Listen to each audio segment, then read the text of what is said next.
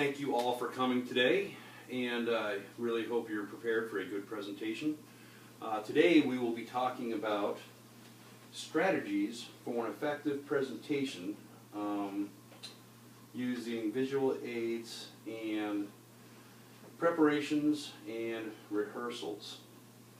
Well,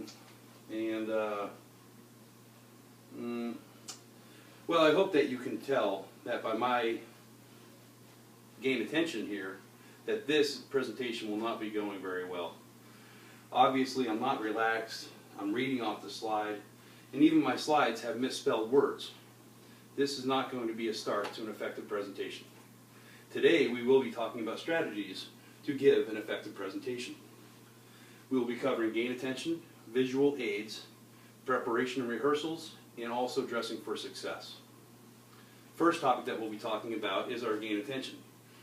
Your gain attention should be relevant to the subject that you're going to be presenting. It does not have to be like mine, like a skit. It can be a joke.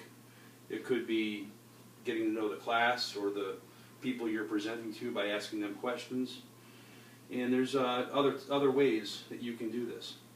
It needs to be relaxed, and you need to be enthusiastic about what you're talking about. This is a good gain attention.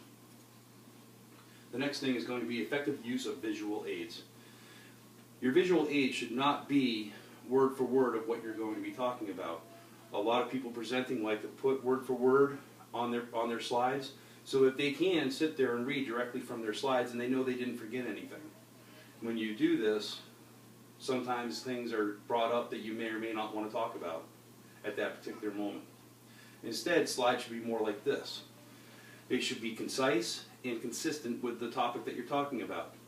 You don't want to be talking about gain attention with a slide up here about visual aids. They also need to be relevant to the topic. The next thing we will talk about is preparation and rehearsals. Obviously, the more you prepare, the more confident you are with the subject matter, and also rehearsals. If you are not comfortable talking about a subject in an empty room, imagine if there was 30 people you're presenting to. You're going to be a lot more nervous, you'll be a lot more anxious, and you will not have the confidence to give an effective presentation.